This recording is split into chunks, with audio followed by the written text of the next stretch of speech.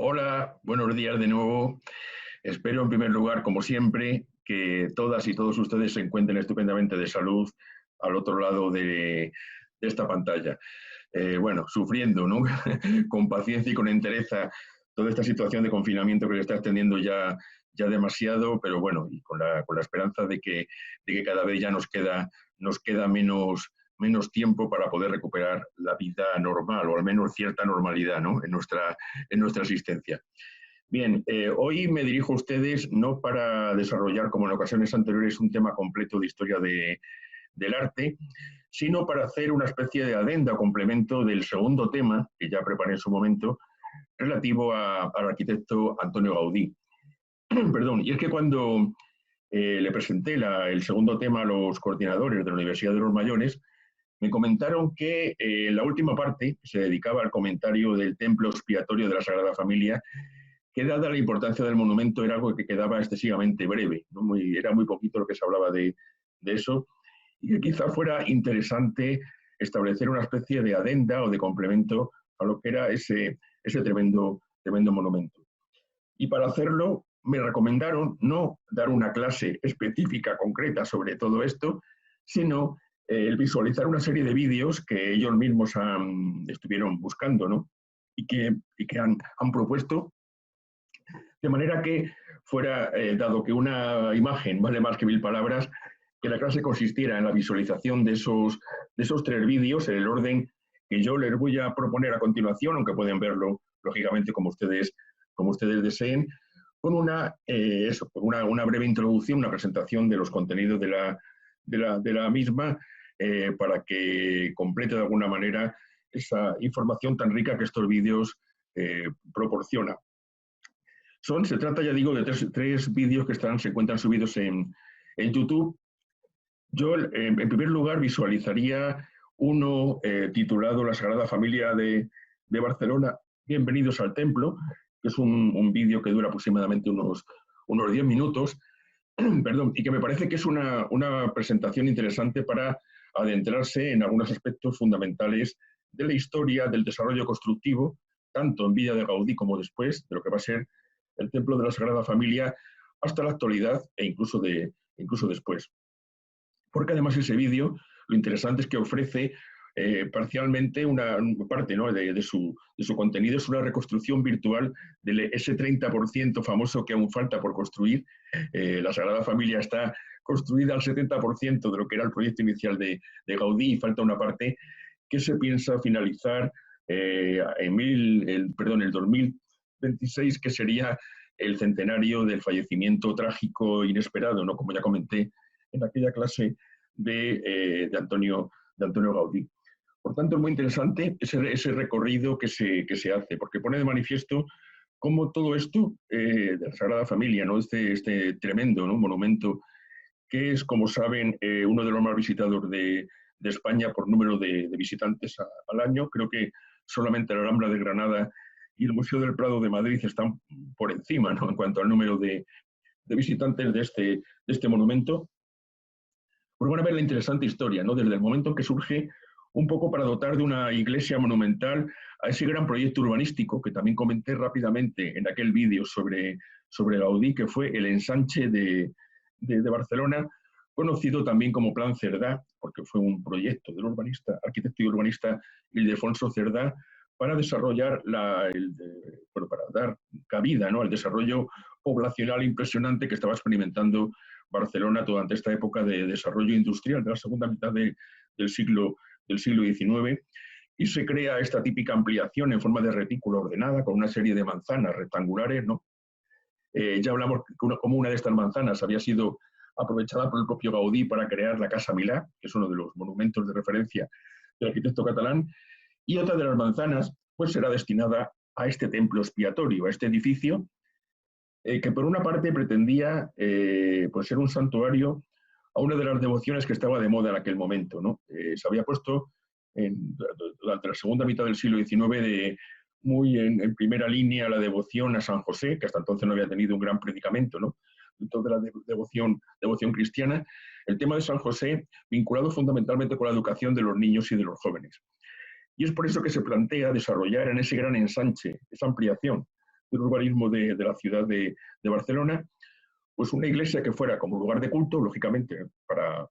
esta zona, esta ampliación importante de la ciudad, pero también como lugar de enseñanza para niños y jóvenes, vinculado a esa, como ya digo, de esa advocación a San José o la Sagrada Familia, como finalmente se dedicará el templo. Y fue una especie de consorcio, ¿no?, entre varias personas de la iglesia o también industriales que habían obtenido pues, muchos beneficios durante aquella época, que deciden poner en marcha el proyecto. En un primer momento no será Gaudí el que lo comience. La idea comienza en 1867, cuando deciden construir esta iglesia, aunque realmente no será hasta 1882 cuando se coloque la primera piedra del edificio. Y en un primer momento será un arquitecto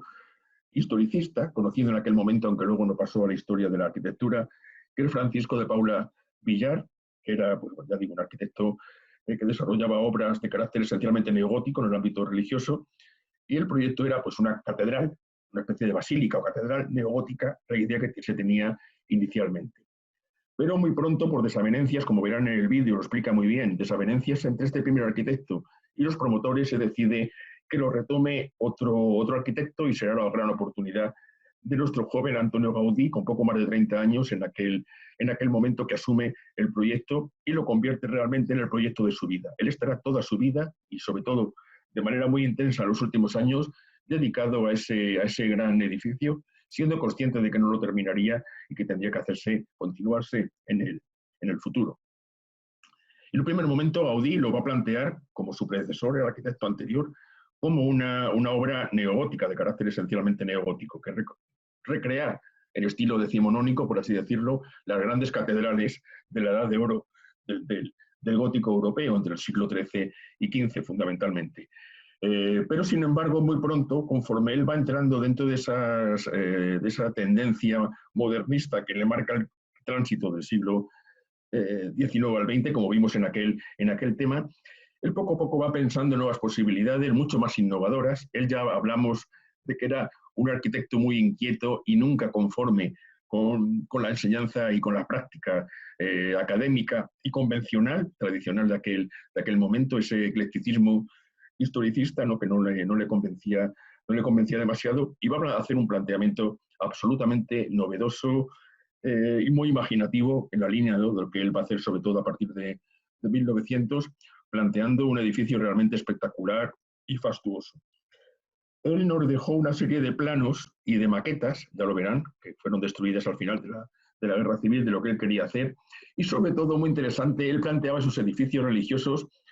con una especie de maqueta invertida, que era una suerte de estructura, verán en algún momento del vídeo, con una serie de hilos y de bolsitas con perdigones, de manera que establecía de manera inversa la maqueta del edificio, como colgada del techo e invertida al revés, ¿no?, para que de esa manera él estudiara, pues, las tensiones, los pesos, hiciera un estudio previo de las condiciones técnicas del edificio antes de ponerlo en marcha. Buena parte de este material fue destruido, pero a partir de lo que quedó, pues se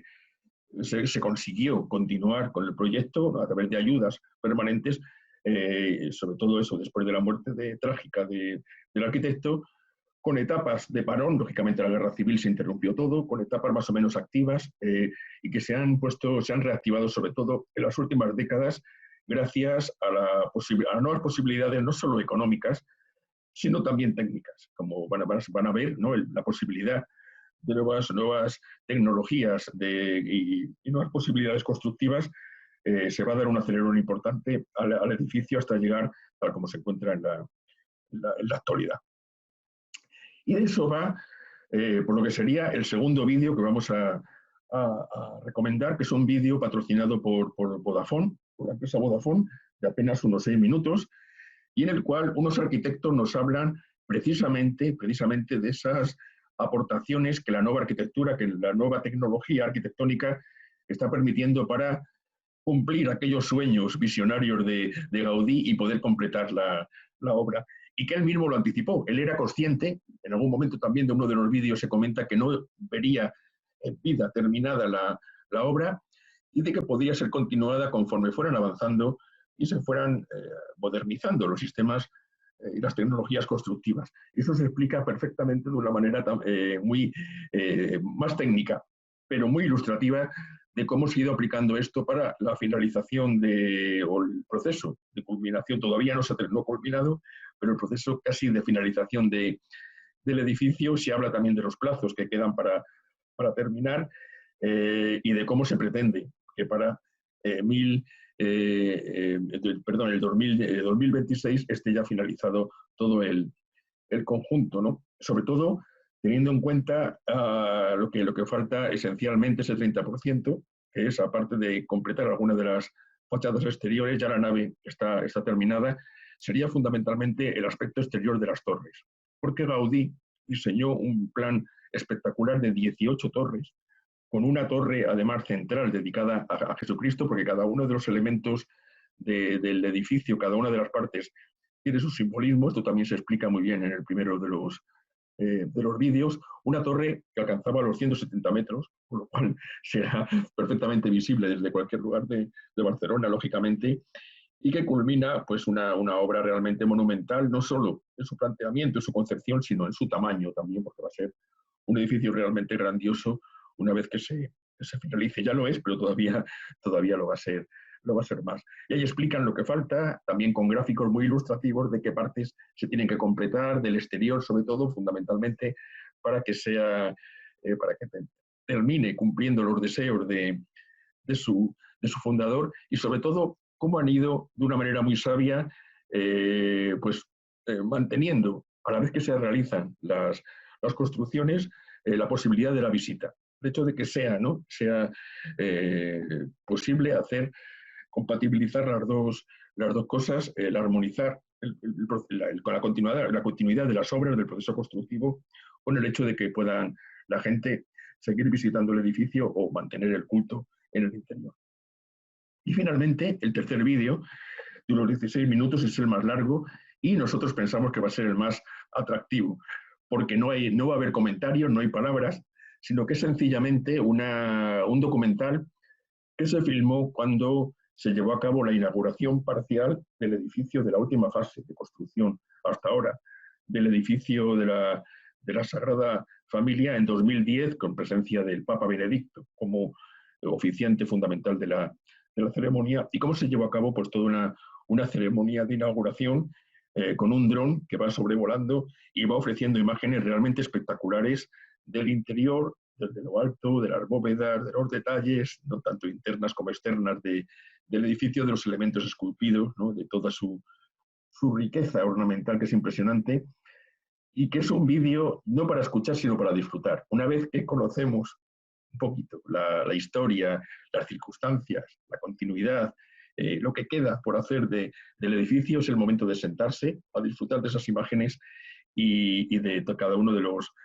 detalles, donde se puede disfrutar verdaderamente de esa concepción orgánica del interior, totalmente opuesta a cualquier otro planteamiento que se haya hecho anteriormente, y de esa maravilla de combinación de luz y de color, que es un poco como el sueño de cualquier arquitecto gótico en su momento, del color y de la luz, que impregna todo aquello, de la libertad de líneas, de esas líneas paraboloides, que como se comenta también en algunos de los vídeos, de las formas absolutamente onduladas y curvas, ¿no? de la estructura de la bóveda, que recrea en algunos casos grandes flores, inspiradas en las antiguas bóvedas de crucería góticas, la luz, como se plantea toda la iluminación del interior, en fin, una maravilla que creemos que es la adecuada culminación de este proceso de aprendizaje sobre la Sagrada Familia.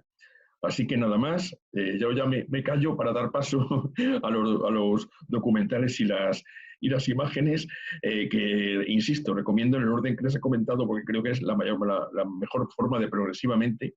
irse introduciendo para finalmente ya simplemente disfrutar de la visualidad de ese vídeo, que se completa sencillamente ese vídeo de la inauguración, ¿no? Con unos flamencos musicales de música clásica muy acordes con lo que se está contemplando en las imágenes. Nada más por el momento, y espero verles muy pronto en algunas de estas charlas virtuales, pero también ojalá que muy pronto presencialmente volvamos a vernos en el aula y a compartir esta experiencia todos nosotros. Mucho ánimo, mucha buena salud y hasta pronto. Nos vemos en la siguiente presentación. Un saludo.